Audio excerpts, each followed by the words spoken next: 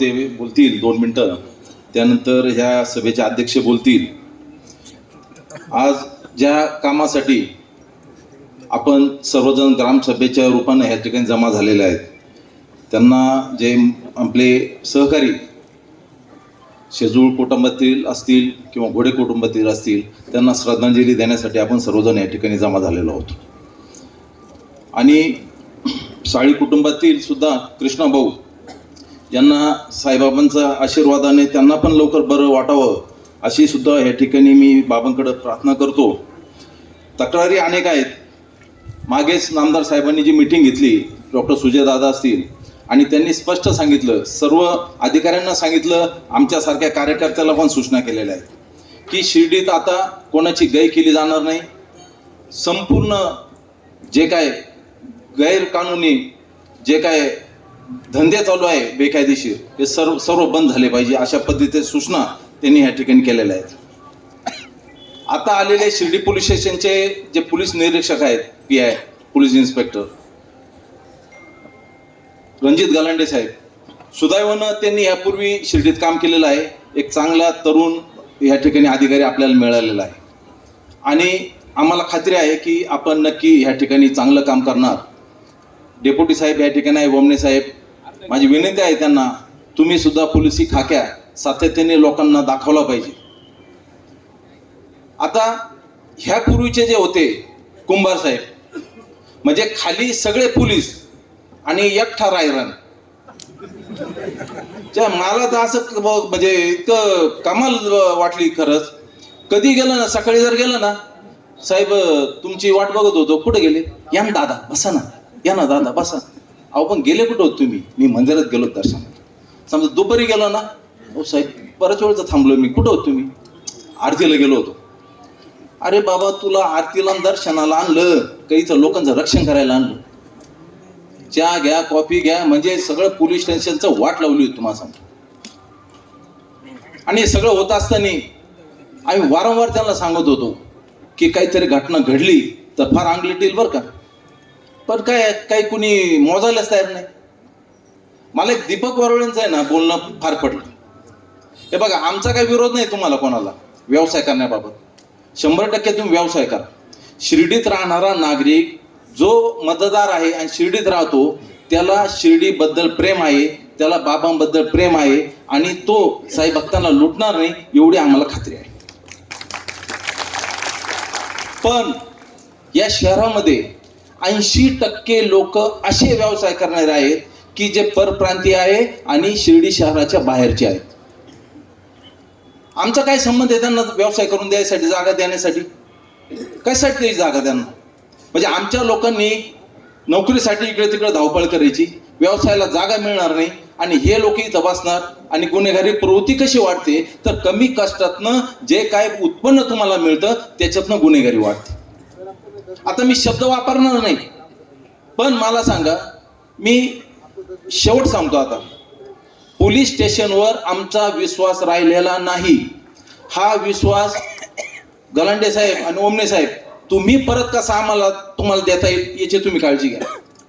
इथून पुढं जर एखाद्या फुल दुकानात एखाद्या पॉलिशवाल्याने जर साई भक्ताला जर जास्त किंमत लावून जर ताट विकलं, एखाद्या साडीवाल्याने 90 रुपयाची साडी जर 9,000ला विकली आणि जर साई भक्ताला रिक्षावाल्याने त्रास दिला, मारहाण केली, आणि शनी शिंगणापूरवाल्याने त्रास दिला आणि मारहाण केली, तर शपथ घेऊन तुम्हाला सांगतो, हात पाय तोडणार, त्याशिवाय सोडणार नाही. आणि ही कानिटनाथ मंदिराजवळची बोर्ड, अनेक लोकांच्या तक्रारी आल्या मला. त्या गोदावरी वसाहतीत मुलं इथे येतात, सुरुवातीला ते यंत्र विकायचे, सकाळी यायचं 6, 6:30ला, 10:30 पण व्यवसाय करायचा. ते यंत्र 25 रुपयाचे यंत्र 1,500, 2,000 हजार रुपयाला कट्टे लावून साई भक्तांना विकायचं. 1 रुपयाचं यंत्र. आणि आता यंत्र थांबवलं गेलं. आता त्यांनी बाबांचे फोटो आणले, अशा पिशीत बाबाचे फोटो पत्त्यासारखे पिसतात आणि सांगतात की तुमच्या नावानं तुम्ही 10 फोटो घ्या, 15 फोटो घ्या, तुमच्या नावानं आम्ही भिक्षा देणार. या जे मार्ग आहे आपला पालखी मार्ग, त्याच्यात आम्ही तुमच्या नावाने भिक्षा देणार. दीड 2 हजार रुपये घेता एका साई भक्ताकडनं. आणि एवढी दादागिरी त्यांची, माझा आवाज त्यांच्यापर्यंत नक्की जात असेल किंवा ते ऐकत असतील. आता तुमच्या जर आईबापाच्या पोटच्या असलेल्या भाडव्यानो तुम्ही ते देऊनच दाखवा त्यावेळी. तुम्हाला वाटेल उद्या सकाळी आम्ही येणार, अजिबात नाही. आम्ही वाट बघू कधी येता तुम्ही. 1 दिवस जाऊन देऊ, 2 दिवस जाऊन देऊ, पण तुमच्या आई बापाला घरी सांगून या शिर्डीला चाललो, परत आम्ही येणार नाही.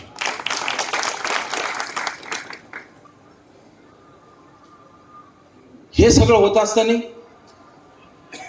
जी आपली जबाबदारी आहे ती जबाबदारी आपल्याला टाळता येणार नाही. ही जी गर्दी दिसते ना तुम्हाला, ही काय बळजबरी आणलेली गर्दी नाही. सगळ्यांच्या मनात भीती आहे, सगळ्यांना संरक्षण हवंय. प्रत्येक जणाला वाटतंय व्यवसाय व्हावा, पण आज अशी परिस्थिती आहे 2 पैसे कमी आले चालतील, पण आमच्या कुटुंबाला संरक्षण पाहिजे. त्या दिवशीची जी सकाळ होती त्या जागी कैलास बाप्पू असते, अभय शेळके असते, कुणी असतं तरी आमचा तोच कार्यक्रम झाला असता. मग हे लोक मोठे होऊन द्यायचे का? व्हाईटनर गँग, छोटे छोटे मुलं 7-8 वर्षाचे, मला तर काही कळत नाही. संस्थान असेल, पोलीस स्टेशन असेल, काही कारवाईच करायला तयार नाही. ते मुलं व्हाईटनरचा नशा करतात, साई भक्ताचे कपडे वड, काही वड, एक टिळा लावायचे 200च्या खाली, 150च्या खाली, 100 रुपयाच्या खाली पैसे घेत नाही. रोजचे ते 1,500-2 हजार रुपये कमवून जातात. त्यांचे आई बाप फक्त त्यांना राखण करायला थांबतात आणि त्या पैशांवर 30-40 हजार रुपयाचा महिना मिळतो. त्या पोरांच्या त्या कमाईवर ते आई बाप आपला उदरनिर्वाह करत असतात. पहिले तर त्या आई बापांना त्या ठिकाणी अटक केली पाहिजे. म्हणजे साहेब, हा विषय इतका सोपा आहे तुम्ही समजू नका. ही गर्दी बघा, 4 तास झाले साहेब, याच्यात एक माणूस सुद्धा हल्लेला नाही. आणि 2 गरीब कुटुंबातले जीव या ठिकाणी गेलेला आहे. एकाचा 307 झालेला आहे. माहित नाही देवाच्या कृपेने काय होईल काय नाही, पुढं अधू झाला माणूस. एखाद्या श्रीमंताच्या घरात घडलं असतं तर आम्ही एक टाइम समजू शकलो असतो. पण ज्यावेळेस ही घटना एखाद्या गरीबाच्या घरात घडते त्यावेळेस एकजुटीनं ज्यावेळेस आपण सर्व आलात, ही खऱ्या अर्थाने तुम्हाला सांगतो आपल्या शिर्डीची ताकद आहे. आम्ही गेलो होतो त्या कुटुंबाच्या घरी, दोघांच्या घरी गेलो. काय परिस्थिती होती त्यांची, त्यांच्या आमच्या सगळ्या त्या बहिणी होत्या, आमच्या त्या आई होत्या, त्यांनी त्यांची हलाखीची परिस्थिती समजून सांगितली. इतका सोपा जीव झालेला आहे. म्हणजे तुम्ही रात्री झोपलात, सकाळी उठलात आणि जायला निघाल्या तुम्ही नोकरीला किंवा दुकानावर, आणि घरच्यांना कळतं 1 तासाने आमचं पोरग त्या ठिकाणी राहिलेलं नाही. इतका स्वस्त जीव आहे. ही काळजी आपण सुद्धा घेतली पाहिजे. मी तुम्हाला खरंच सांगतो, इथून पुढं जर कोणी जास्त किमतीत काही विकलं, साई भक्तांना त्रास दिला, तर त्याची सुद्धा गाय आम्ही करणार नाही. मी परत एकदा सांगतो. आणि माझी विनंती आहे दुकानदारांना, कशासाठी बाहेरचे लोक पाहिजे तुम्हाला व्यवसाय करण्यासाठी? शिर्डीचा जर असेल तर त्याला तुम्ही जागा द्या काम करायला. आणि नगरपालिकेची तर शिवसाहेब आहेत का नाही मला माहित नाही, पण उद्याच्या उद्या जर आम्हाला रस्त्यावर शिर्डी शहरातील नागरिक जर सोडून किंवा परिसरातील नागरिक जर सोडून जर कोणी व्यवसाय करायला बसलं तर आमच्या इतकं वाईट नाही. परत एकदा या ठिकाणी आपण सर्वजण